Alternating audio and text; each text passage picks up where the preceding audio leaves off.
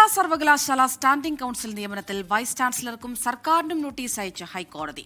Syndicate അംഗം ടി.ആർ. മനോജ് നൽകിയ ഹർജിയിലാണ് നോട്ടീസ്. നിയമനം സിൻഡിക്കേറ്റിന്റെ അധികാരമാണെന്നും അധികാരം മറികടന്നാണ് വിസിയുടെ നടപടിയെന്നും ഹർജിയിൽ പറയുന്നുണ്ട്.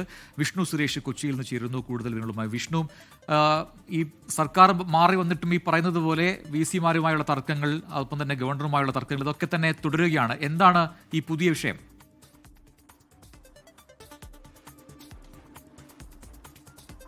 പ്രജിൻ, അഡ്വക്കേറ്റ് ഗിരിജ ഗോപാലിനെ കേരള സർവകലാശാല സ്റ്റാൻഡിംഗ് കമ്മിറ്റിയിൽ നിയമിച്ചിരുന്നു. അത് ചോദ്യം ചെയ്താണ് ഹർജി ഹൈക്കോടതിയിലേക്ക് എത്തിയത്. സിൻഡിക്കേറ്റ് അംഗമായ ടി.ആർ. മനോജാണ് കഴിഞ്ഞ ദിവസം ഹർജി ഫയൽ ചെയ്തത്. അതിൽ പ്രധാനമായി ഉന്നയിച്ച ആക്ഷേപം സ്റ്റാൻഡിംഗ് കൗൺസിൽ നിയമനം അത് സിൻഡിക്കേറ്റിന്റെ തീരുമാനം ഇല്ലാതെയാണ്. അത്തരത്തിൽ സിൻഡിക്കേറ്റിന്റെ അധികാരപരിധിയിൽ വരുന്ന വിഷയമാണ്. പക്ഷേ അത് സിൻഡിക്കേറ്റിനോട് ആലോചിക്കാതെ ആ അധികാരപരിധി മറികടന്നുകൊണ്ട് വി.സി ഇത്തരത്തിലൊരു നിയമനം നടത്തിയെന്നും സിൻഡിക്കേറ്റിന്റെ അംഗീകാരമില്ലാതെ സ്റ്റാൻഡിംഗ് കൗൺസിലിനെ നിയമിക്കാനോ മാറ്റാനോ വൈസ് ചാൻസലർക്ക് അധികാരമില്ല എന്ന് പ്രഖ്യാപിക്കണം. ഈ രണ്ട് വിഷയങ്ങൾ ഉന്നയിച്ചാണ് മനോജ് ഹൈക്കോടതിയെ സമീപിച്ചത്. അതിലിപ്പോൾ ഹൈക്കോടതി സർക്കാരിനും അതോടൊപ്പം തന്നെ വിസിക്കും നോട്ടീസ് അയച്ചിട്ടുണ്ട്.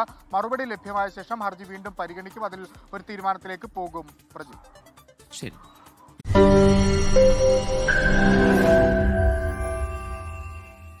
ലോകത്തെവിടെയായാലും ഏത് സമയത്തും 24 വാർത്തകളും ഓഗ്മെന്റഡ് റിയാലിറ്റി പാക്കേജുകളും എക്സ്പ്ലെയിനറുകളും വിശദമായി കാണാൻ ഞങ്ങളുടെ യൂട്യൂബ് ചാനൽ നിങ്ങൾക്ക് സബ്സ്ക്രൈബ് ചെയ്യാം.